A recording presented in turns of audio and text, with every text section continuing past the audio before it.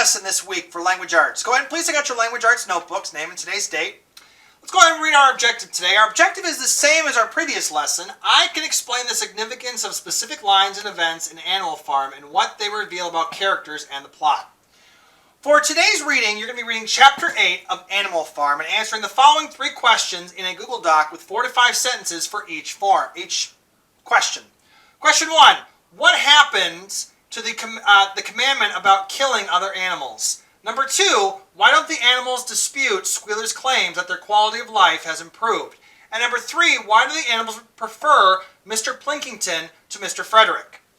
Join me now as we'll be reading Chapter 8 in Animal Farm. And as we've read previously, things are not always what they appear to be in this perfect society. Chapter 8. A few days later, when the terror caused by the executions had died down, some of the animals remembered, or thought they remembered, that the 6th commandment decreed, "No animal shall kill any other animal." And no one cared to mention it in the hearing of the pigs or the dogs. It was felt that the killings which had taken place did not square with this. Clover asked Benjamin to read her the 6th commandment, and when Benjamin, as usual, said that he refused to meddle in such matters, she fetched Muriel. Muriel read the commandment for her. It read, "No animal shall kill any other animal without cause." Someone or other, the last 2 words had slipped out of the animal's memory, but they saw now that the commandment had not been violated, for clearly there was good reason for killing the traitors who had leagued themselves with Snowball. Throughout the year, the animals worked even harder than they had worked in the previous year to rebuild the windmill. With the walls twice as thick as before, and to finish it by the appointed date, together with the regular work from the farm, was a tremendous labor. There were times when it seemed to the other animals that the worked long hours and fed no better than they had done in Jones's day. On Sunday morning, Squealer, holding down a long strip of paper with his trotter, would read out the lists of figures proving that the production of every class of foodstuff had increased by 200%, 300%, or 500%, as the case might be. The animals saw no reason to disbelieve him, especially as they could no longer remember very clearly what conditions had been like before the rebellion. All the same, there were days when they felt that they would sooner have less figures and more food. All the orders were now issued through Squealer, or one of the other pigs. Napoleon himself was not seen in public as often as once in the fortnight. When he did appear, he was attended not only by his routine of dogs, but by a black cockerel who marched in front of him and acted as a kind of trumpeter, leading out a loud cock-a-doodle-doo before Napoleon spoke. Even in the farmhouse, it was said, Napoleon inhabited separate apartments from the others. He took his meals alone, with 2 dogs to wait on him, and always ate from the Crown Derby dinner service, which had been in a glass cupboard in the drawing room. It was also announced that the gun would be fired every year on Napoleon's birthday, as well as the other 2 anniversaries. Napoleon was now never spoken as simply Napoleon. He was referred to in a formal style of "our leader, Comrade Napoleon," and the pigs liked to invent for him such titles as "Father of all animals, Terror of mankind, Protector of the sheepfold, Duckling's friend," and the like. In his speeches, Squealer would talk with tears rolling down his cheeks, Napoleon's wisdom, the goodness of his heart, and the deep love he bore to all animals everywhere, even and especially the unhappy animals who still lived in ignorance and slavery on other farms. It had become unusual to give Napoleon credit for every successful achievement and every stroke of good fortune. You would often hear one hen remark to the other, under the guidance of leader Comrade Napoleon, "I had laid 5 eggs in 6 days," or 2 cows, enjoying a drink at the pool, would exclaim, "Thanks to the leadership of Comrade Napoleon, how excellent this water tastes." The general feeling on the farm was well expressed in the poem entitled Comrade Napoleon, and was comprised by Minimus, and which ran as follows: "Friend of fatherless, fountain of happiness, lord of the swill bucket, oh how my soul is on, fire which I graze at thee, calm and commanding eye, like the sun in the sky, Comrade Napoleon. Thou art giver of thy creatures' love, full belly twice a day, clean straw to roll upon, every beast great or small sleeps at peace in his stall. Thou watches over all, Comrade Napoleon. Had I a suckling pig ere he had grown as big, even as a pint bottle or as a rolling pin, he should have learned to be faithful and true in thee. Yes, his first squeak should be Comrade Napoleon. Napoleon approved of this poem and caused it to be inscribed on the wall of the big barn, at the opposite end from the Seven Commandments. It was surmounted by a portrait of Napoleon in profile, executed by Squealer in white paint. Meanwhile, through the agency of Whymper Napoleon and engaged in complicated negotiations with Frederick and Pinkerton, the pile of timber was still unsold. Of the two, Frederick was still more anxious to get a hold of it, and he would not offer a reasonable price. At the same time, there were renewed rumors that Frederick and his men were plotting to attack Animal Farm and destroy the windmill, the building which had been aroused furious jealousy in him.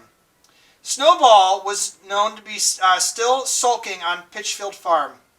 In the middle of the summers, the animals were alarmed to hear that 3 hens had come forward and confessed that, inspired by Snowball, they entered into a plot to murder Napoleon. They were executed immediately, and fresh precautions for Napoleon's safety were taken.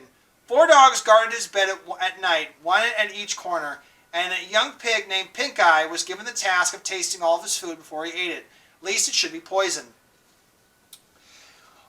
At the same time, it was given out Napoleon had arranged to sell the price of timber to Mr. Pinkerton. He was going to enter into a regular agreement for the exchange of certain products between Animal Farm and Foxwood. The relations between Napoleon and Pinkerton, though they were only conducted through Whymper, were now mostly friendly. The animals distrusted Pinkerton as a human being, but generally preferred him to Frederick, whom they both feared and hated. As the summer wore on and the windmill neared completion, rumors of an impending treacherous attack grew stronger and stronger. Frederick, it was said, intended to bring against them 20 men, all armed with guns, and he already bribed the magistrate and police, so that he could once get a hold of the title deeds of Animal Farm, they would ask no questions. More, however, terrible stories were leaking out from Pitchfield about the cruelties that Frederick practiced upon his animals. He had flogged an old horse to death, starved his cows, and had killed a dog by throwing it into the furnace. He amused himself in the evenings by making roosters fight in splinters of razor blades tied to their spurs. The animals' blood boiled with rage when they heard of these things being done to their comrades, and sometimes they clamored to be allowed to go out in a body and attack Pitchfield Farm, drive out the humans, and set the animals free. But Squealer counseled them to avoid rash actions and trust in Comrade Napoleon's strategy. Nevertheless, feeling against Frederick continued to run high. On Sunday morning, Napoleon appeared in a bar and explained that he had never at any time contemplated selling the timber to Frederick. He considered it being his dignity, he said, to have dealings with scoundrels of that description. The pigeons, who were still sent out to spread tidings of rebellion, were forbidden to set foot anywhere on Foxwood, and were also ordered to drop their former slogan of death to humanity in favor of death to Frederick. In the late summer, yet another Snowball mansion was laid bare. The wheat crops were full of weeds, and it was discovered that one of the nocturnal visits that Snowball had mixed weed seeds with seed corn. A gander who had been privy to the plot had confessed his guilt to Squealer and immediately committed suicide by swallowing deadly nightshade berries. The animals now also learned that Snowball had never, as many as them had believed hereto, received the order of Animal Hero First Class. This was merely a legend which had been spread some time after the Battle of Cowshed by Snowball himself. So far from being decorated, he had been censured by showing cowardice in battle. Once again, some of the animals heard this from a certain bewilderment, but Squealer was soon able to convince them that their memories had been at fault. In the autumn, a tremendous, exhausting effort for the harvest had been gathered at almost the same time the windmill was finished. The machinery had still to be installed, and Whymper was negotiating the purchase of it, but the structure was complete. In the teeth of every difficulty, in spite of inexperience and primitive impotence of bad luck and of Snowball's treachery, the work had been finished punctually to the very day. Tired out but proud, the animals walked around and around their masterpiece, which appeared even more beautiful in their eyes when they had built it the first time. More, however, the walls were twice as thick as before, nothing short of explosives would lay them low this time. And when they thought of how they had labored, what discouragements they had overcome, an enormous difference that would made in their lives when the sails were turning and the dynamos running, when they all thought of this, their tiredness forsook them, and they gambled round and round the windmill, uttering cries of triumph. Napoleon himself, attended by his dogs and his cockerel, came down to inspect the completed work. He personally congratulated the animals on their achievement and announced that the mill would be named Napoleon Mill. 2 days later, the animals were called together for a special meeting in the barn. They were struck dumb with surprise when Napoleon announced that he had sold the pile of timber to Frederick. Tomorrow, Frederick's wagon would arrive and begin to carry it away. Throughout the whole period of his seeing friendship with Plinkington, Napoleon had really been in secret agreement with Frederick. All relations with Foxwood had been broken off. Insulting meeting messages had been sent to Plinkington. The pigeons had been told to avoid Pinchfield Farm and to alter their slogan from death to Frederick to death to Plinkington. And all at the same time, Napoleon assured the animals that the stories of the impending attack on Animal Farm were completely untrue, and the tales of Frederick's cruelty to his own animals had been greatly exaggerated. All these rumors had probably originated with Snowball and his agents. It now appeared that Snowball was not, after all, hiding on Pinchfield Farm, and in fact had never been there in his life. He was living in considerable luxury, so it was said at Foxwood, and in reality he had a pension of Plinkington for years past. The pigs were in ecstasy over Napoleon's cutting. By seeming to be friendly with Plinkington, he had forced Frederick to raise his price by 12 pounds. But the superior quality of Napoleon's mind, said Squealer, was shown in the fact that he trusted nobody, not even Frederick. Frederick had wanted to pay for the timber with something called a check, which it seemed was a piece of paper with promise to be paid written upon it. But Napoleon was too clever for him. He demanded payment in 5 real pound notes, which were to be handed over by the timber was removed. Already, Frederick had paid up, and the sum had been paid and was enough to buy the machinery for the windmill. Meanwhile, the timber had been carried away at high speed. When it was all gone, another special meeting had been held in the barn for the animals to inspect Frederick's banknotes. Smiling beneficially and wearing both his decoration, Napoleon reposed on a bed of straw on the platform, and with the money at his side neatly piled on the china dish from the farmhouse kitchen. The animals filed slowly past, and each gazed his fill, and Boxer put out his nose to sniff at the banknotes, and the flimsy white notes stirred and rustled in his breath. 3 days later there was a terrible hullabaloo. Whymper, his face deadly pale, came racing up the path on his bicycle path, flung it down in the yard, and rushed straight to the farmhouse. The next moment a choking roar of rage sounded in Napoleon's apartments. The news of what had happened spread around the farm like wildfire. The banknotes were forgeries. Frederick had gotten the timber for nothing. Napoleon called the animals together immediately and in a terrible voice pronounced the death sentence upon Frederick. When captured, he said, Frederick should be boiled alive. At the same time, he wanted He warned them that after this treacherous deed, the worst was to be expected. Frederick and his men would make their long-expected attack at any moment. Sentinels would be placed at the approaches out to the farm. In addition, 4 pigeons were sent to Foxwood with a conciliatory message, which it was hoped might reestablish good relations with Plinkington. The very next morning, the attack came. The animals were at breakfast when the lookouts came racing with news that Frederick and his followers had already come through the 5-barrel gate. Boldly enough, the animals sailed forth to meet them. But this time they did not have an easy victory that they had in the Battle of Cowshed. There were 15 men and half a dozen guns between them, and they opened fire as soon as they got within 50 yards. The animals could not face the terrible explosions and the stinging pellets, and in spite of efforts of Napoleon and Boxer to rally them, they were soon driven back. A number of them were already wounded. They took refuge in the farm building and peeped cautiously out of the chink and knotholes.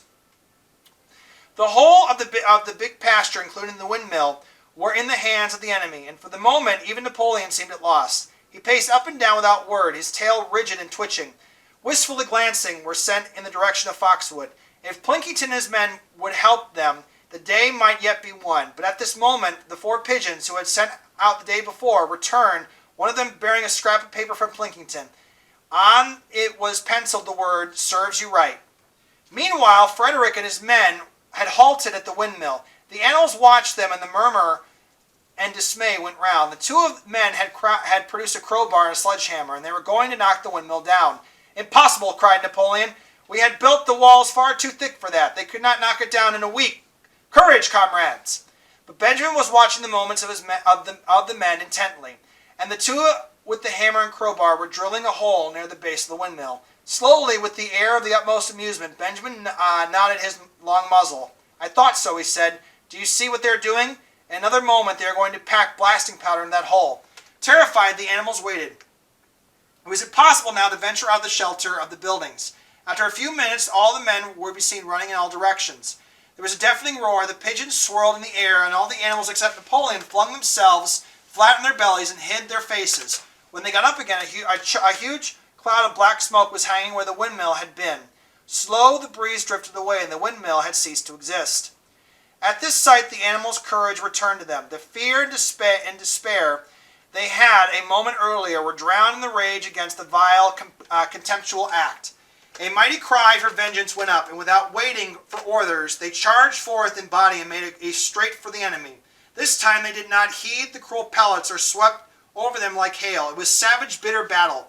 The men fired against them again, and when the animals got close quarters, lashed out with their sticks and their heavy boots.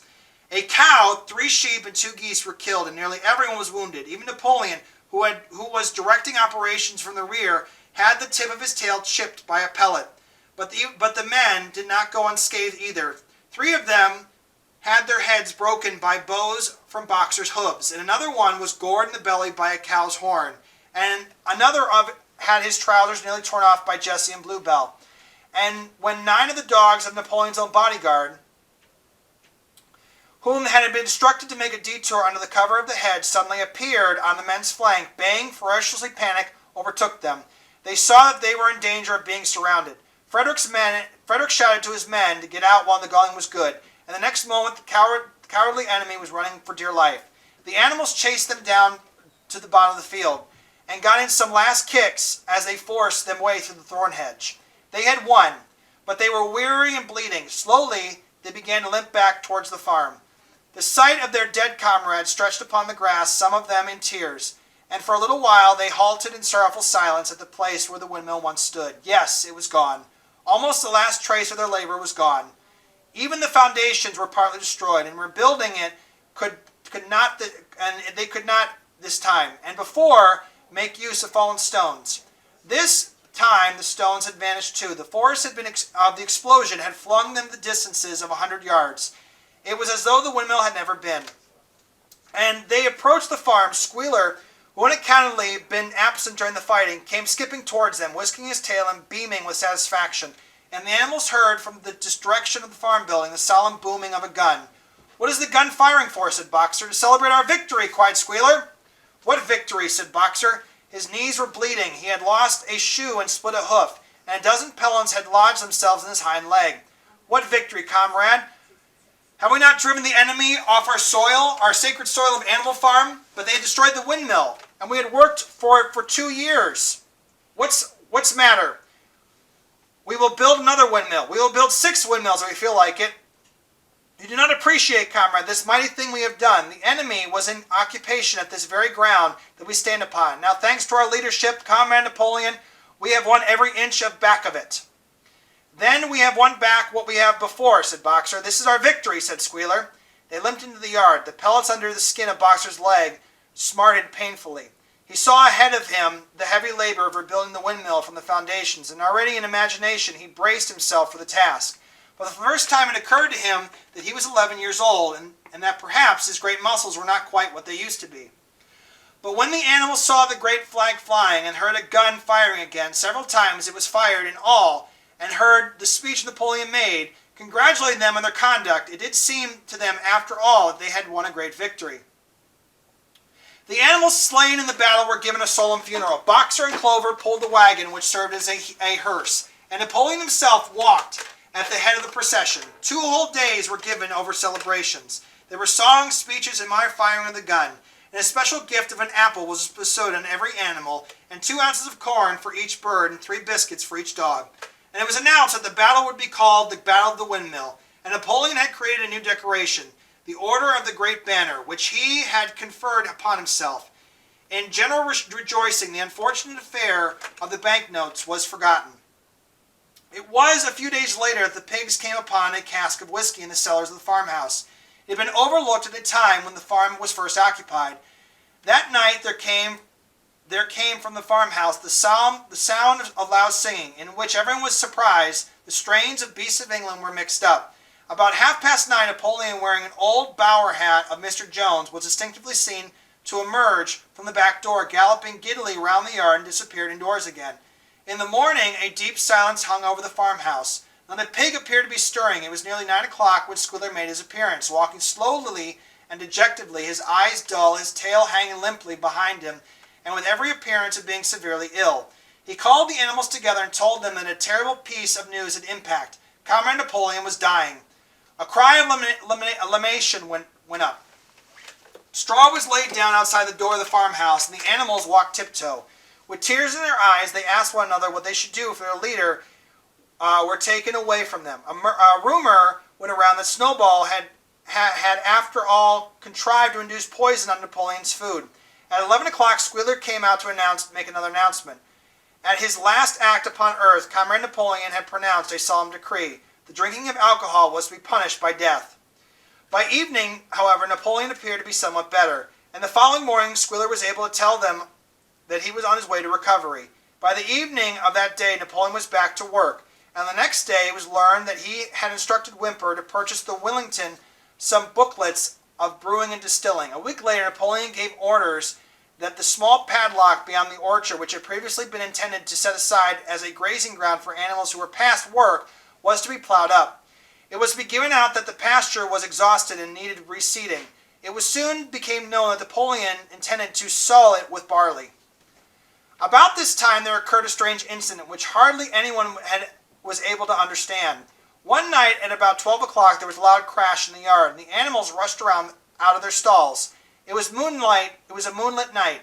At the end of the big walled barn, where the 7 Commandments were written, there lay a ladder with two broken pieces. Squealer, temporarily stunned, was sprawling beside it, and near a hand there laid a lantern, a paintbrush, and an overturned pot of white paint. The dogs immediately made a ring around Squealer, and escorted him back to the farmhouse as soon as he was able to walk. None of the animals could form any idea what it meant, except old Benjamin, who nodded his muzzle with a knowing air, and seemed to understand what it was, but would not say nothing. But a few days later, Muriel, reading over the 7 Commandments to herself, noticed that there was yet another of them which the animals had not remembered wrong. They had thought the 5th commandment was, no animal shall drink alcohol, but there were 2 words that they had forgotten. Actually, the commandment read, no animal shall drink alcohol to excess. And that concludes Chapter 8 of Animal Farm. So once again, please answer the following questions in the Google Doc. What happens to the commandment about killing other animals? Why don't the animals dispute Squealer's claims that their quality of life is improved? And why do the animals prefer Mr. Plinkington to Mr. Frederick? Join me next time, and next week we'll be delving into chapters 9 and 10 and finishing up the book Animal Farm. Stay tuned, 8th graders, and keep reading!